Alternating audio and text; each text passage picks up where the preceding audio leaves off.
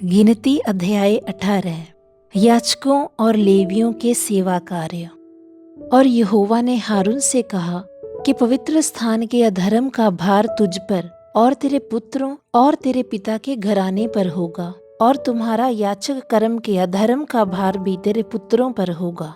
और लेवी का गोत्र अर्थात तेरे मूल पुरुष के गोत्र वाले जो तेरे भाई हैं, उनको भी अपने साथ ले आया कर, और वे तुझसे मिल जाएं और तेरी सेवा टहल किया करें। परंतु साक्षी पत्र के तंबू के सामने तू और तेरे पुत्र ही आया करें, और जो तुझे सौंपा गया है उसकी और सारे तंबू की भी वे रक्षा किया करें। परंतु पवित्र स्थान के पात्रों के और वेदी के वे समीप न आए, ऐसा ना हो कि वे और तुम लोग भी मर जाओ। और वे तुझसे मिल जाएं और मिलाप वाले तंबू की सारी सेवकाई की वस्तुओं की रक्षा किया करें। परंतु जो तेरे कुल का ना हो वे तुम लोगों के समीप न आने पाए। और पवित्र स्थान और वेदी की रखवाली तुम ही किया करो, जिससे इजराइलियों पर फिर कोप न भड़के।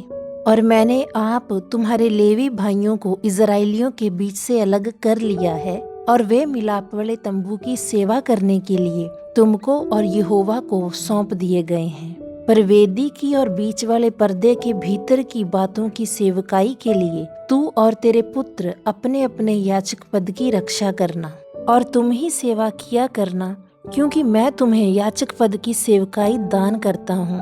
और जो तेरे कुल का ना हो वह यदि समीप आए तो मार डाला जाए। और यहोवा ने हारून से कहा, सुन, मैं आप तुझको उठाई हुई भेंटें सौंप देता हूँ, अर्थात इजराइलियों की पवित्र की हुई वस्तुएं जितनी हों उन्हें मैं तेरा अभिषेक वाला भाग ठहरा कर तुझे और तेरे पुत्रों को सदा का हक करके दे देता हूँ। जो परम पवित्र वस्तुएं आग में होम ना की जाएंगी वे तेरी ही ठहरी, अर्थात इजराइलियों के सब चढ़ावे में से उनके सब अन्न बलि, सब पाप बलि और सब दोष बलि जो वे तुझको दें, वह तेरे और तेरे पुत्रों के लिए परम पवित्र ठहरे। उनको परम पवित्र वस्तु जानकर खाया करना। उनको हर एक पुरुष खा सकता है, वे तेरे लिए पवित्र है। फिर ये वस्तुएं भी ठहरें, अर्थात जितनी भेंटें इजराइली हिलाने के लिए दें, उनको मैं तुझे और तेरे बेटे बेटियों को सदा का हक करके दे देता हूँ। तेरे घराने में जितने शुद्ध हों वे उन्हें खा सकेंगे। फिर उत्तम से उत्तम ताजा तेल और उत्तम से उत्तम नया दाख मधु और गेहूं, अर्थात इनकी पहली उपज जो वे यहोवा को दें, वो मैं तुझको देता हूँ।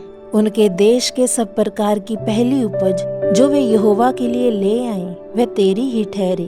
तेरे घराने में जितने शुद्ध हों वे उन्हें खा सकेंगे। इजराइलियों में जो कुछ अर्पण किया जाए वह भी तेरा ही ठहरे। सब प्राणियों में से जितने अपनी अपनी माँ के पहलौठे हों, जिन्हें लोग यहोवा के लिए चढ़ाएं, चाहे मनुष्य के चाहे पशु के पहलौठे हों, वे सब तेरे ही ठहरे। परंतु मनुष्यों और शुद्ध पशुओं के पहलौठों को दाम लेकर छोड़ देना। और जिन्हें छुड़ाना हो जब वे महीने भर के हों, तब उनके लिए अपने ठहराए हुए मोल के अनुसार, अर्थात पवित्र स्थान के 20 गेरा के शकेल के हिसाब से 5 शकेल लेके उन्हें छोड़ना। परंतु गाय या भेड़ी या बकरी के पहलौठे को ना छोड़ना, वे तो पवित्र हैं। उनके लहू को वेदी पर छिड़क देना और उनकी चर्बी को हव्य करके जलाना, जिससे यहोवा के लिए सुखदायक सुगंध हो। परंतु उनका मांस तेरा ठहरे, और हिलाई हुई छाती और दाहिनी जांग भी तेरी ही ठहरे। पवित्र वस्तुओं की जितनी भेंटें इजराइली यहोवा को दें, उन सबों को मैं तुझे और तेरे बेटे बेटियों को सदा का हक करके दे देता हूँ। ये तो तेरे और तेरे वंश के लिए यहोवा की सदा के लिए नमक की अटल वाचा है। फिर यहोवा ने हारून से कहा, इजराइलियों के देश में तेरा कोई भाग ना होगा, और ना उनके बीच तेरा कोई अंश होगा। उनके बीच तेरा भाग और तेरा अंश मैं ही हूँ। फिर मिलाप वाले तंबू की जो सेवा लेवी करते हैं, उसके बदले मैं उनको इजराइलियों का सब दशमांश उनका निज भाग करके देता हूँ। और भविष्य में इजराइली मिलाप वाले तंबू के समीप ना आए, ऐसा ना हो कि उनके सिर पर पाप लगे और वे मर जाएं। परंतु लेवी मिलाप वाले तंबू की सेवा किया करें, और उनके अधर्म का भार वे ही उठाया करें। ये तुम्हारी पीढ़ियों में सदा की विधि ठहरे, और इजराइलियों के बीच उनका कोई निज भाग ना होगा। क्योंकि इजराइली जो दशमांश यहोवा को उठाई हुई भेंट करके देंगे उसे मैं लेवियों को निज भाग करके देता हूँ। इसलिए मैंने उनके विषय में कहा है कि इजराइलियों के बीच कोई भाग उनको ना मिले।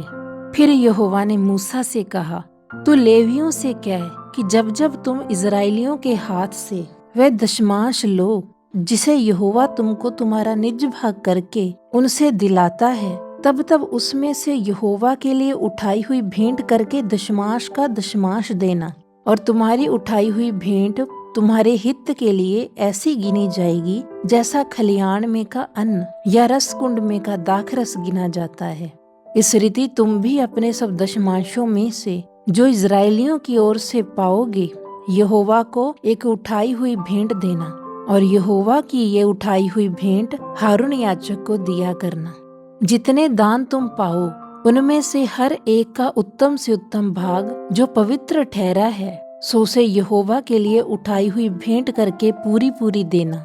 इसलिए तू लेवियों से कह कि जब तुम उसमें का उत्तम से उत्तम भाग उठाकर दो, तब ये तुम्हारे लिए खलियान में के अन्न और रस कुंड के रस के तुल्य गिना जाएगा, और उसको तुम अपने अपने घरानों समेत सब स्थानों में खा सकते हो, क्योंकि मिलाप वाले तंबू की जो सेवा तुम लोग करोगे उसका बदला यही ठहरा है।